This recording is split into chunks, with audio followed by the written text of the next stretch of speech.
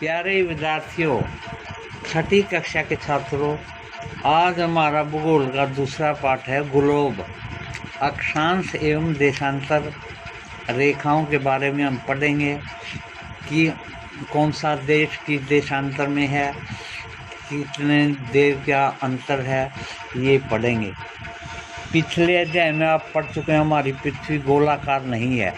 यह उत्तर एवं दक्षिण ध्रुवों पर थोड़ी चपटी, मध्य में थोड़ी उभरी हुई है। क्या आप कल्पना कर सकते हैं कि यह कैसी दिखती है? इस संबंध में जानकारी प्राप्त करने के लिए आप अपनी कक्षा में सावधानीपूर्वक ग्लोब को देखिए।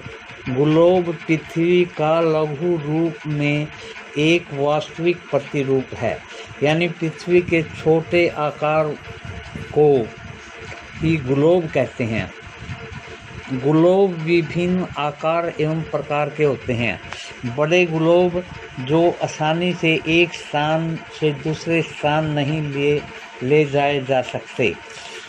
पैकेट में रखने के लिए छोटे ग्लोब होते हैं तथा गुब्बारे जैसी ग्लोब जिसमें हवा भरी जा सकती है एवं आसानी से एक स्थान से दूसरे स्थान पर ले जा सकता है। ग्लोब स्थिर नहीं होते, इसे उसी प्रकार घुमाया जा सकता है जैसे कुम्हार का पहिया या लट्टू घूमता है। ग्लोब पर देशों, महाद्वीपों तथा महासागरों को अनेक सही आकार में दिखाया जाता है। पृथ्वी के समान किसी गीले गोले पर किसी बिंदु की स्थिति का वर्णन करना कठिन है। अब प्रश्न यह उठता है कि इस पर किस स्थान की स्थिति कैसे बताई जा सकती है। इसके लिए हमें कुछ बिंदुओं एवं रेखाओं की आवश्यकता होती है। आप देखोगे कि एक सुई ग्लोब में झुकी हुई अवस्था में स्थित है, जिसे अक्ष कहते हैं। ग्लोब पर वे दो बिंदु जिनसे होकर के और पृथ्वी की भांति पश्चिम से पूर्व की ओर घुमाया जा सकता है, लेकिन याद रखें इन दोनों में अंतर है। पृथ्वी पर वास्तव में ऐसी कोई सुई नहीं होती, यह अपने अक्ष के चारों ओर घूमती रहती है, जो एक काल्पनिक रेखा है। ये सब काल्पनिक रेखाएं हैं, अक्षांश और देशांतर। एक अन्य काल्पनिक रेखा भी ग्लोब को दो समान भागों में बांटती है, इसे हम विषुवत वृत्त कहते हैं।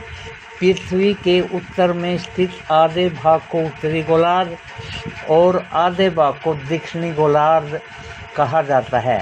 ये भूमध्य रेखा इस पृथ्वी को दो भागों में बांटती है। विषुवत वृत्त, भूमध्य रेखा, ये एक ही चीज है। इस प्रकार विषुवत वृत्त पृथ्वी के काल्पनिक वृत्त है। यह पृथ्वी पर विभिन्न स्थानों की स्थिति बताने में सबसे महत्वपूर्ण संदर्भ में बिंदु है। विषुवत वृत्त के ध्रुवों तक स्थित सभी समांतर वृत्तों को समांतर रेखाएं कहा जाता है। अक्षांशों को अंश में भी मापा जा सकता है।